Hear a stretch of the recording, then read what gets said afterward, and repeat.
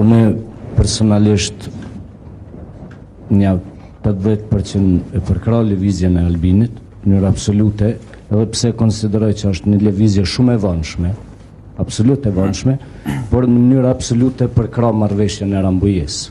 Pra edhe Rambujen edhe vetë vendosen. Unë i takoj një grupacioni që në opinion konsiderohem se radikal, por që faktikisht i takoj grupacionit shumicës shqiptarëve të Kosovës se janë realist.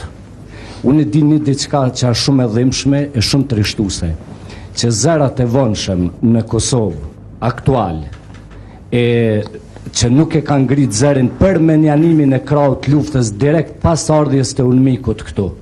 Këta zëra duhet s'pari të kërkojnë publikisht falje luftarëve të lirisë, ushtrisë çlirimtare të Kosovës dhe gjithë atyre të cilët e rrotullun për 360 shkallë historinë e Kosovës.